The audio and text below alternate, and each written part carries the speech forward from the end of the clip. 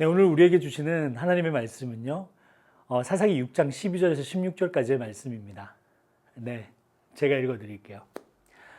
여호와의 사자가 기드온에게 나타나 이르되 큰 용사여 여호와께서 너와 함께 계시도다 하매 기드온이 그에게 대답하되 오 나의 주여 여호와께서 우리와 함께 계시면 어찌하여 이 모든 일이 우리에게 일어났나이까. 또 우리 조상들이 일찍이 우리에게 이르기를 여호와께서 우리를 애굽에서 올라오게 하신 것이 아니냐 한 그 모든 이적이 어디에 있나이까. 이제 여호와께서 우리를 버리사 미디안의 손에 우리를 넘겨 주셨나이다 하니 여호와께서 그를 향하여 이르시되 너는 가서 이 너의 힘으로 이스라엘을 미디안 손에서 구원하라. 내가 너를 보낸 것이 아니냐 하시니라.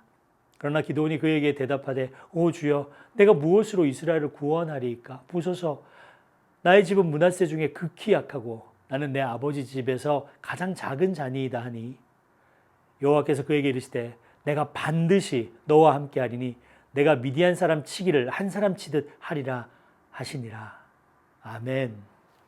오늘은 기드온과 함께 하시는 하나님의 이야기를 여러분과 나누도록 하겠습니다. 사사기를 읽어보면요, 이스라엘이 하나님 앞에 죄를 범하고 그리고 하나님이 이스라엘에게 고난을 주시면 이스라엘 사람들이 회개하고 하나님께 부르짖죠. 그러면 하나님이 도와주셔서 이스라엘의 위기를 벗어나게 하는 이른바 사사기 사이클이 반복되는 것을 우리는 알게 됩니다. 오늘 우리가 읽은 기드온의 이야기도 같은 사사기 사이클 안에 벌어진 일이라고 여러분 보시면 돼요. 이스라엘 자손이 하나님 앞에 죄를 짓게 되죠. 그때 하나님께서 미디안 족속을 통해서 이스라엘에게 7년간의 고난을 주십니다. 그 고난 속에서 가장 힘든 것이 뭐였냐면 먹을 것이 없었던 거예요.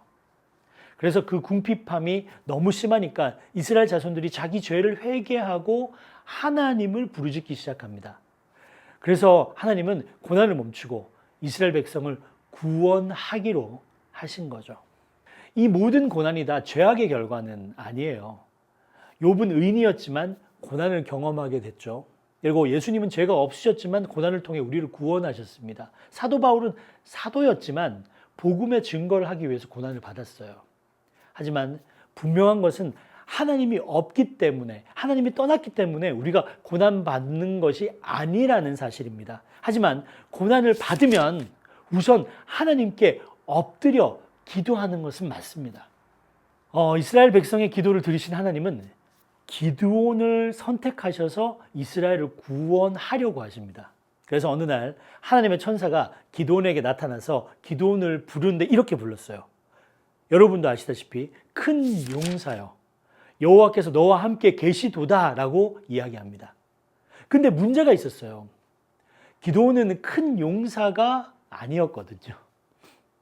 그는 용사가 아니라 농사 짓는 사람이었고 겁이 많고 연약한 사람이었습니다.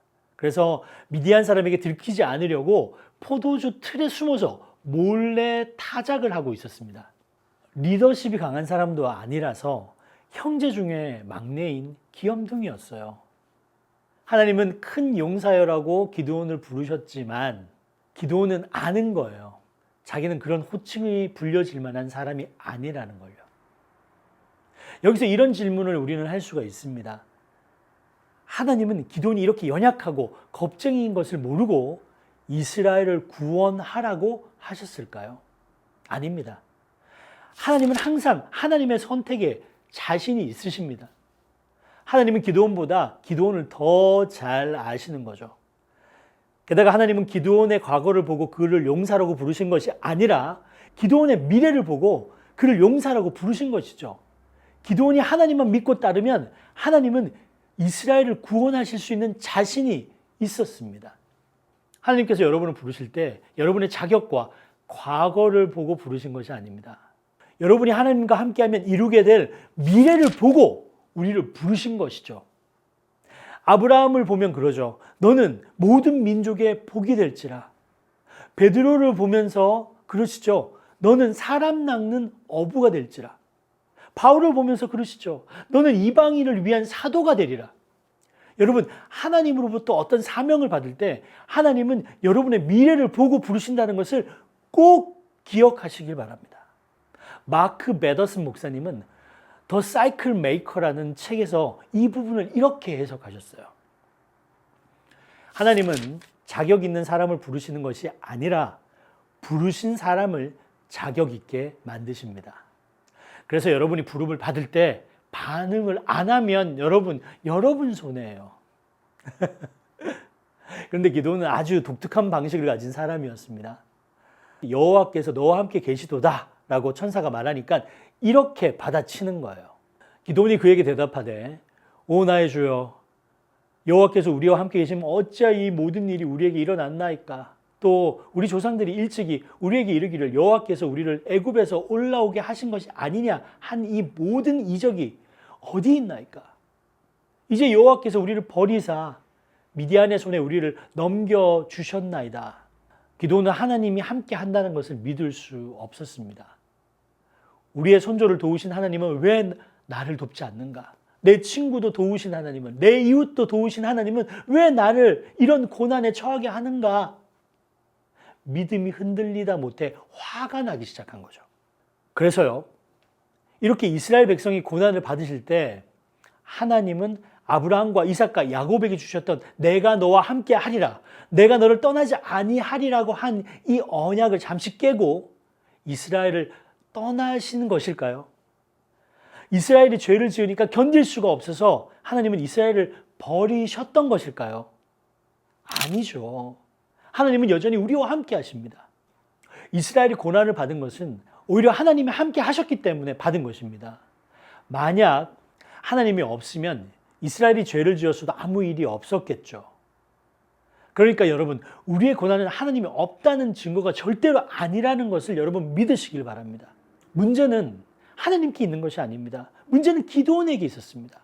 하나님은 이스라엘과 함께하고 계셨습니다. 다만 기드온이 그걸 믿을 수가 없었던 거죠.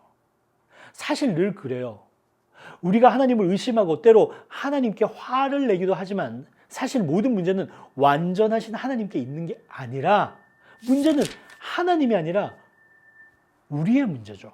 재밌는 것은 기드온이 하나님이 함께 하시는 것을 믿을 수가 없어서 오늘 우리가 읽은 본문 이후에 하나님에게 함께함의 증거를 보여달라고 합니다. 그러면서 양털 한 뭉치를 타작마당에 두고 하룻밤이 지나 본 뒤에 양털에만 이슬이 맺히고 마당은 뽀송뽀송하게 마르면 주께서 함께 하실 것을 믿겠다 합니다. 그때 하나님은 기드온의 요구를 들어주시죠. 근데 기드온은 여전히 불안한 거예요. 그래서 한 번 더 기도하죠. 이번에는 양털은 마르고 땅에만 이슬이 있게 해주시면 제가 하나님의 함께함을 믿겠습니다. 저 같으면 너 관두라고 하고 다른 사람을 선택할 것 같은데 하나님은 아무 말씀도 없으시고 기드온의 요구를 들어주십니다. 하나님께서 왜 기드온을 꾸짖지 않고 두 번씩이나 기적을 통해 하나님의 함께 하심을 확증해 주셨을까요? 하나님은 우리가 얼마나 연약한 존재인지 아시기 때문입니다. 시편에 이런 말씀이 있죠. 주께서 내가 앉고 일어섬을 아시며 멀리서도 나의 생각을 밝히 아시오며. 하나님께서는 우리의 연약함을 아시기에 우리가 두드리고 찾고 구할 때 응답해 주시는 것입니다. 주님은 우리의 약한 믿음을 돕기를 원하시는 거예요. 그래서 우리는 믿음이 흔들릴 때 오히려 주님께 부르짖어 기도해야 합니다. 프란시스 찬 목사님은 그의 저서 Crazy Love라는 책에서 이렇게 이야기를 해요.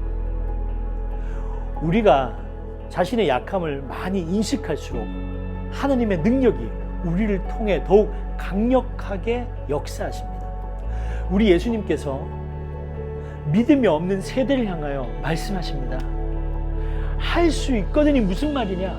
믿는 자에게는 능치 못함이 없느니라. 그때 귀신 들린 아들을 둔 아버지의 비명소리가 있었습니다.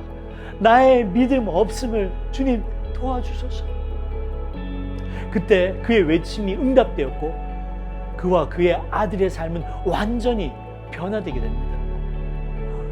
여러분, 우리도 살다 보면 하나님의 함께함이 믿어지지 않을 때가 있습니다. 고난이 그 이유 중에 하나이지만 고난뿐이겠어요.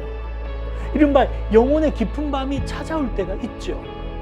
하나님의 손길도 하나님의 사랑도 하나님의 체온이 느껴지지 않는 그 외로움, 그 외로움에 떨 때가 있습니다. 저라고 왜 그렇지 않겠습니까? 하지만 기도원의 믿음을 도와주신 하나님은 오늘 저와 여러분의 믿음도 도와주실 줄 믿으시길 바랍니다. 주님은 우리의 연약함을 아십니다. 우리가 얼마나 연약한 믿음을 가지고 사는지 아십니다.